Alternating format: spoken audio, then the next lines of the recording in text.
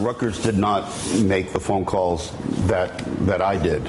And when I say that, I'm not trying to suggest that what I did was an act of genius by any stretch.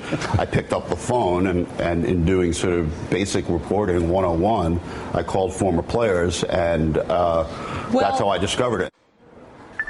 All right, so joining me right now is edgeofsport.com's Dave Zirin. Dave, it's great to have you here. And as we talk about specifically what's going on with Julie Herman's past, all 15 players on the 1997 Tennessee volleyball team said, quote, "The mental cruelty that we as a team have suffered is unbearable." Now, it also claims that Herman, quote, refers to her players as whores, alcoholics, and learning disabled.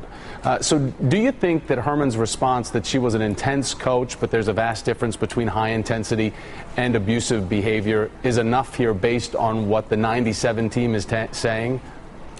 Not even close. Look, I would call what's happening at Rutgers a clown show, but I fear that would be a grave insult to clowns. The issue is less what Julie may have done 17 years ago, because over the last 17 years, her reputation, specifically at Louisville, has been absolutely sterling. The problem has been Julie Herman's response. I mean, she has already now been caught in two rather egregious lies. The first was saying that she did not believe that the meeting with the players ever took place, even though they all swear up and down that it did, even to the point of describing the couches they were sitting on.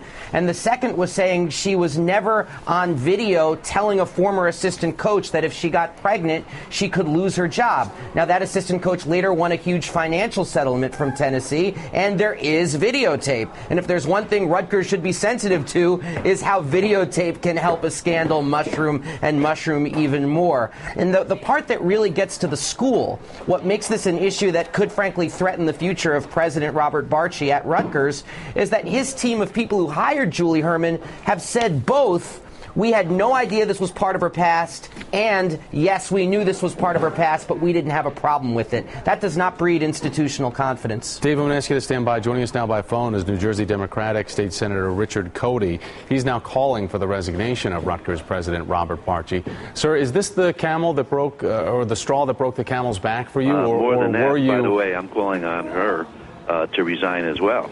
I mean, Rutgers hired a search firm to come up with the best AD candidates in the country. They gave him 41. She was not even on the list. So somehow, some way, she gets into the process and at the head of the process and gets selected. Now, I agree with Dave. She's a flat-out liar. And if you're looking for a candidate for Rutgers, what is the number one thing? Nothing in their background about abusing fellow coaches, players in any way, shape, or form. That's number one.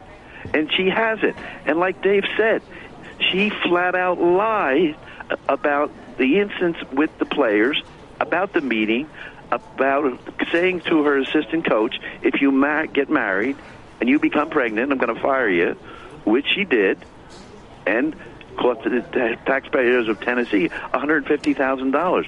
What in God's name are we hiring this person for?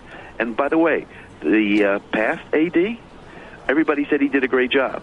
When he wanted to fire the basketball coach, he was told by the university lead counsel, no, you can't. Right. So he fined him $50,000, suspended him for 4 games, and told him he has to go to anger management courses. He gets fired. No. And then she gets hired. Now, that's pretty stupid. Sir, one thing I want to point out to everybody. Sure. Herman is set to officially take over the Rutgers Athletic Department June the 17th. Dave, I want to ask you, as the state senator is pointing out, he wants to see Barchi go. He also never wants to see Herman really take over that post coming up later in June. Do you think that that's what Rutgers has to reevaluate now, especially if, according to the state senator, that they had a firm vet and pull together, call all the best names in the business that could take over this role? Her name was never on that list. Makes you wonder how she was elevated to the top.